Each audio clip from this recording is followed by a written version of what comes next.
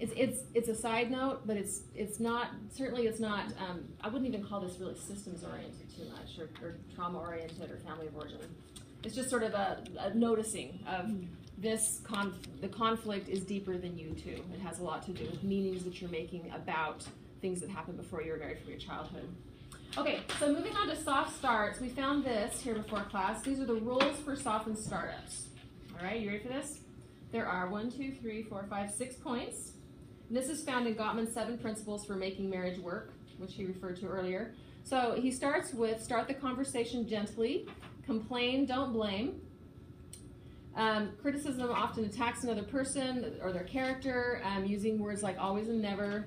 And he also says in being gentle, when you start the conversation, try not to be judgmental, express your feelings, and describe what you need. All right, so that's number 1. And then number 2, you've all heard this, use I statements, right? I feel this when you do this, right? Which again works really well when until you're mad, and then you stop doing that. So, and it's not I feel that you do this. Yeah, right. Right. It even says that. No cheating in making a you statement like an I statement, such as I don't like what you mean. So, number 3 is describe what's happening and don't evaluate or judge. So it's basically just saying don't accuse or blame. Just be descriptive of what your experience is. So that starts to feel more neutral. Talk clearly about what you need in positive terms. State things that you wish for or you want or that you don't want. Number 5 is be polite. Again, easy to do until you're mad.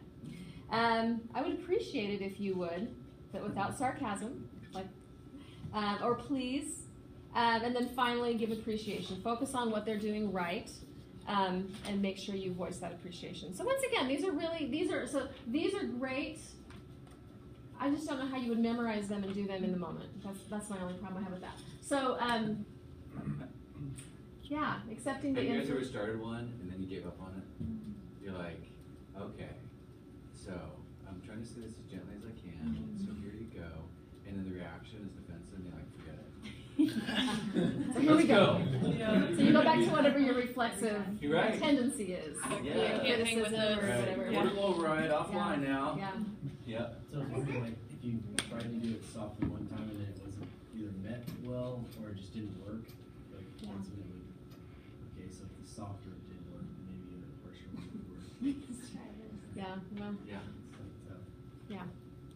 Yeah, I think the idea that's sort of different about this is this is more almost like prescriptive and rule oriented, and this is how you say it, and this is what, as if the I statement is going to make the other one feel safer. I think that's what they're trying to put across. I think, but they found in the research shows that a couple that feels this deep sense of belonging in the relationship doesn't have to I feel this when they do break these rules, but because the dialogue doesn't matter as much because they feel safe.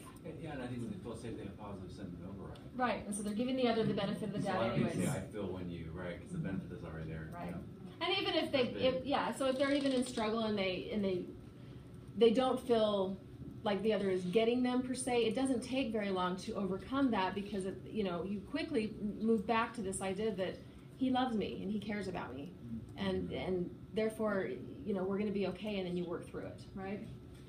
So it matters less about sort of what you say and what the rules are. And then, of course, establishing a dialogue with perpetual problems that examine what is the meaning. Oftentimes when there's a lot of conflict, the idea is that there's a lot more going on than the content itself. There are dreams within the conflict. And I think your chapter talked about this quite a bit too. Is that oftentimes somebody feels like their sense of self is being compromised in certain conflicts. Like, I can't give this up because this has a lot to do with big things that have to do with my identity or my dreams or my goals. And so as a therapist, what you do is you'd say, well, okay, there's this conflict that's going on that feels like not a big deal, but there's something a lot bigger that's going on, that this conflict symbolizes something far larger. And then you spend your time actually going deeper into what the dreams are that feel like they're being disrupted by this small conflict. All right. And then we go to honoring dreams, which is nice. Every marriage needs to honor the dreams of the individual partners as much as possible. So just sort of a recognition that each partner, let's see here.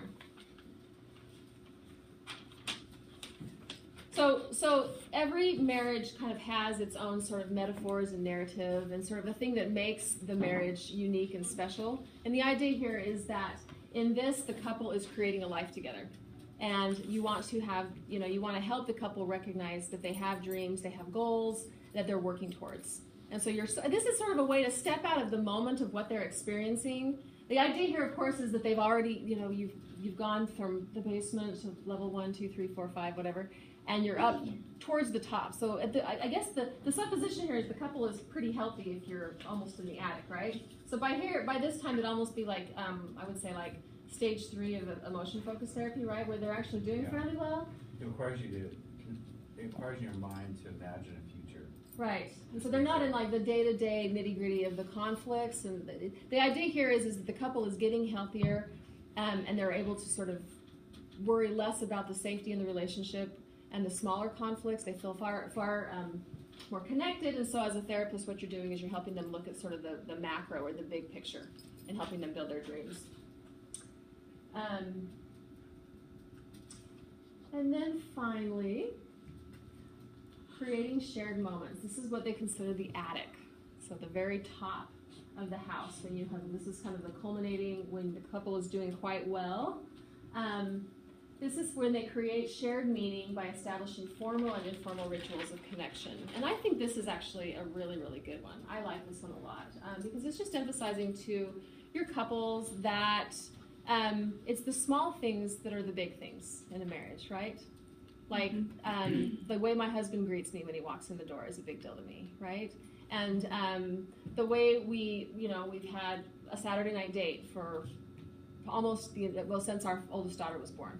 Like pretty much without fail, we commit an evening a week to be together, and that's like almost not negotiable, right? And those are just like small rituals that we build into the fabric of our marriage, so that we know what to count on. And it's part of like the identity of who we are, like family prayer or different things that are related to how we spend meal times together, or how holidays are observed, or how, it's just a variety. It can be different in every marriage and in every family, but the idea here is that you're very, very intentional about creating these moments that help each other and help the couple recognize that we as a unit we're in this together, and we're doing life together, but we're going to recognize and acknowledge the small moments that bond us together. So by doing this, the couple can create, of course, all of these things create meaning in the small moments. Friendship is enhanced. I can see why this is at the top, as I just talk about it in front of you, because if this is going on, you are going to be in positive sentiment override, right? These small things are happening, you're going to be feeling good about each other. You're going to be having a culture of appreciation. That's happening in the marriage if you are remembering the small, thoughtful moments when you're caring for one another, right? You're looking after one another. You're thinking of fondness and admiration. It's that you're scanning for good. You're scanning for what they're doing well. And so this is just sort of the culmination of just looking after one another and intentionally sharing small moments that help your life be beautiful together. I think is that it? Yeah, I think so. Yeah. I wanted to add something to this too. So when my couples get to like stage 7 and they're about to exit therapy, and we're trying to establish patterns in their relationship that'll help them sort of maintain a rhythm in life that will help support some of the changes that they've made. I'll talk to them about the ones. And have I told this to you guys? Once a week, once a month, once a year. Okay, so that's really useful, like as a framework to think about. Once a day, once a week, once a month, once a year. And they can kind of begin to plan towards that. What are our once a day things? When do we set aside that time once a day? When do we set aside that time once a week? When do we set aside that time once a month and once a year? And they're all extended periods of time. So, life will take over and it'll slowly deteriorate what we've built up if you don't have structure that's relational in place. So you say, outside of like fire and growing up, we do this, right? And so we commit ourselves to this, and even if we don't know what to do in this, we will figure out what to do in this, because we consider it to be sacred to the relationship, that we continue to invest this time in the relationship through these rituals that we have. And other things, like I think rituals are great about holidays and anniversaries and things like that, things to look forward to. Those are really important in relationships. Have those things to look forward to. and to repeat certain things that are great. You know, getting away on the same date every year, and that your Saturday night, you know, you get this ritual in place, and you have certain things associated with that. It's like forming like a couple identity, right? I mean, these are the things that you as a couple enjoy doing, and you both know it, you both look forward to it, and being very intentional about making sure both parts, you know, both partners recognize it. Because I know I was going to say, in the couple that Dr. Fry and I work with, it's very difficult for them to pull away. They're so absorbed in their family and their children and their friends that they very rarely are intentional about their marriage. And I think that's part of why they've struggled over the years. Would you know what I'm saying? Is that? Yeah, right. Yeah, definitely. And that's a part of it for sure.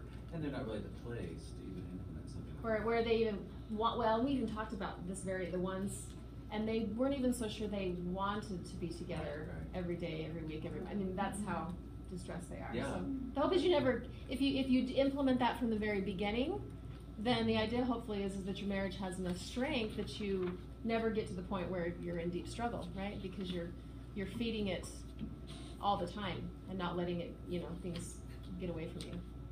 Yeah, and if given, you know, the structure, but you don't have the attachment needs processed and worked through, then it's just distressing, actually. Distressing, yeah. It's more time for chaos. Yeah. And Where conflict can happen or injury can happen. Yeah, it's like telling couples to stress in your first session. Go on a date. Yeah. You know, and this will fix it. No, this is a higher level functioning. Going on a date, you cannot do that. You will backfire on you. Yeah. And then they'll come back hating you and hating therapy if they come back. This couple that we work with, actually, they do a lot because they do care for their kids, both of them. But I noticed they're very intentional about making sure they always have friends with them, like that they're never the two of them alone. Have you noticed that? Like, yeah.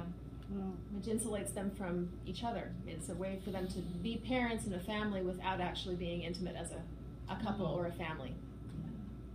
And some couples you work with, their only ritual that they have is coming to therapy. It's the only time they spend looking at each other and talking about the relationship. Well, because I think like we've even seen this with our couple, there's not enough safety by themselves to have the kind of conversations they have in the room with the therapists. And so they say that, which is sad, because the idea is you want to have those conversations that then translate into what they're able to do, like at the kitchen table, right? You just gotta hope. And you have couples that will say to you, I was at home, this came up, and I told them, hey, save that for therapy. Right? They're actually housing them stuff. Yeah, they've got like a list. Because they don't feel equipped to handle it at home. And so, or they'll use you, and they'll say, remember what Dr. Fry said about this? I'm like, oh dear, that's not what I meant by bringing me home with you. Right. Yeah. Okay, I wanted to show you one more technique, and then we'll get out of here, okay? This is one that I've used with couples off and on throughout the years, and it's pretty useful. It's about attunement and sensitivity.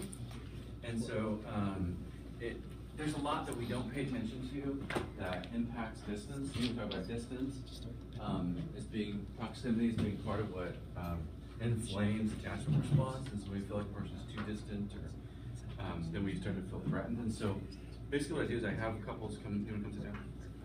I have couples face each other, and I said, this is something you can do at home. But we'll do it first in here. And I'll have them sit down, and I'll say, okay, so what I'd like for you to do is I'd like for you to distance yourself, allow the space between your two chairs and your two knees to be representative of your emotional closeness or distance. And so if you're knee to knee, you're like super emotionally close and connected, and so then they'll position themselves, right? So you have an immediate assessment of where they're at in the relationship with this distance.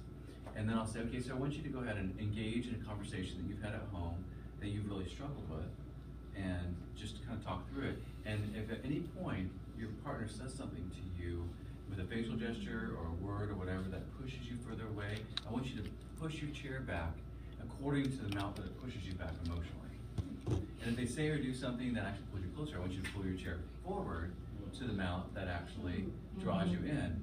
And I said, and so your single goal in this actual conversation is to get knee to knee. Which is really interesting, right? So they start bypassing some of the things they would normally do because they start catching things that they do they didn't realize pushes their partner away. And it's really surprising, right? Like they'll be sitting there and all of a sudden the partner will just scoot back and they're like, what the heck? What did I do? And then we pause and we say, okay, so talk to him about what is it that he just did that moved you back. well, when you sat there and you kind of rolled your eyes, and you looked away or you didn't answer, it pushed me back. And we say, so is this a common part of your dance? Yeah.